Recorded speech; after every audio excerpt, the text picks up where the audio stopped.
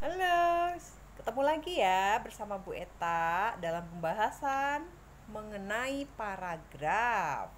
Nah, sahabat kreatif, kali ini kita akan bahas tentang paragraf, contoh, dan sebab akibat. Nah, mengapa kita harus mempelajari tentang paragraf contoh dan sebab akibat?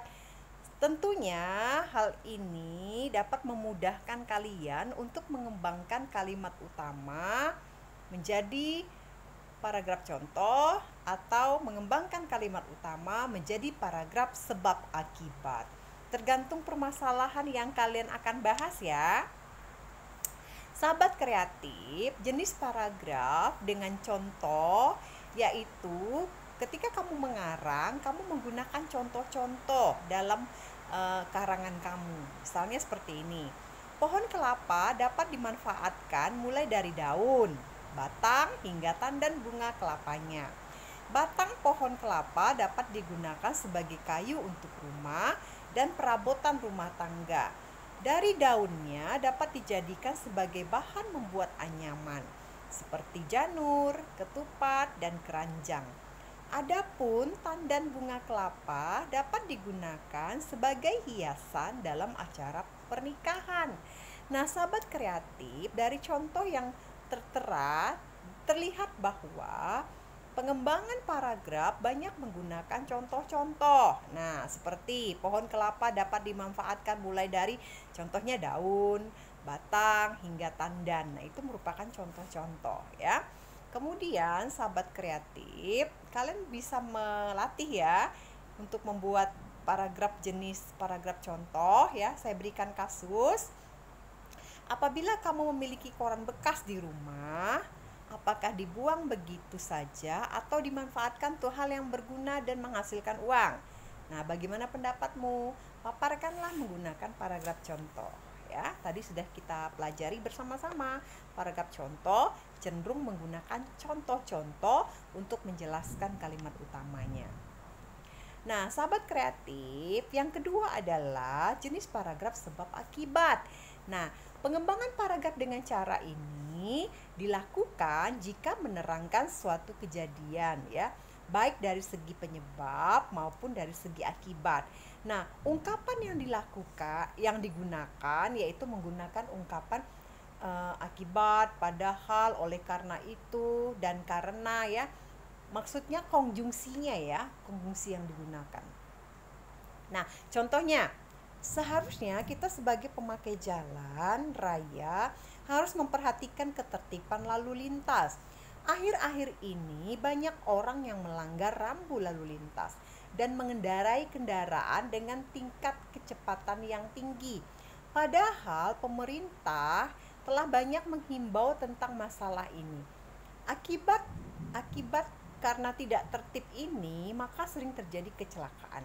Oleh sebab itu, kita sebagai pemakai jalan raya harus memperhatikan ketertiban dan melaksanakannya untuk mencegah terjadinya kecelakaan. Nah, sudah jelas ya sahabat kreatif, di situ menggunakan konjungsi sebab ya, menggunakan konjungsi akibat. Nah, ini yang dimaksud dengan pengembangan paragraf sebab akibat. Nah, sahabat kreatif, ada juga kita mengarang menggunakan cara perbandingan. Nah, pengembangan paragraf dengan cara perbandingan biasanya menggunakan ungkapan seperti, serupa dengan, seperti halnya, demikian juga, sama dengan, sejalan dengan, akan tetapi, sedangkan ya. Nah, itu merupakan ungkapan-ungkapan atau konjungsi-konjungsi untuk menyatakan perbandingan. Contoh ya, Indonesia adalah negeri pahlawan, sosok yang dikagumi karena keberaniannya berkorban demi bangsa. Pada masa sebelum kemerdekaan, masyarakat dituntut memiliki keberanian menentang kaum penjajah dan menentang kaum terjajah. Berbeda dengan pahlawan masa kemerdekaan, pahlawan yang diperlukan pada masa kemerdekaan ini adalah pahlawan kebajikan. Pahlawan-pahlawan dalam kehidupan dikenang bukan karena berani mati, melainkan juga karena berani mengabdi demi kesejahteraan bangsa. Nah, sahabat kreatif, kata-kata yang ditekankan dalam perbandingan di sini adalah ada konjungsi berbeda dengan. Nah, itu kan membandingkan antara satu dengan yang lainnya. Ya, ini ada kasus ya. Nah, kasus ya, dan kalian boleh latihan, pikirkan ini cocok menggunakan jenis paragraf apa saja. Pertama, Kalimantan Barat setiap tahun selalu mendapat bencana kabut asap ya. Hal ini tentunya membuat masyarakat resah karena berisiko terhadap kesehatan dan terhambatnya aktivitas sehari-hari masyarakat. Nah, bagaimana pandanganmu mengenai masalah di atas? Paparkan menggunakan paragraf sebab akibat. Yang kedua, negara Indonesia masih tertinggal apabila dibandingkan dengan negara-negara lain dalam banyak segi. Setujukah Anda dengan pendapat tersebut? Paparkan penjelasan Anda menggunakan paragraf perbandingan. Nah, latihan ya, sahabat kreatif. Semakin banyak latihan, maka semakin banyak ilmu pengetahuan yang selalu kita perbarui dan selalu kita asah kemampuan kita. Nah, sahabat kreatif, dengan paragraf yang tadi kalian buat, kalian bisa menganalisis kebahasaannya. Analisislah kesalahan penggunaan bahasa yang terdapat pada paragraf yang Anda buat, ya. Demikian ya, sahabat kreatif.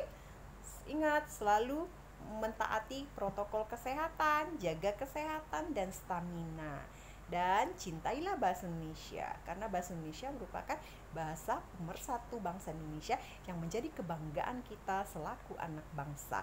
Sampai jumpa, selamat malam.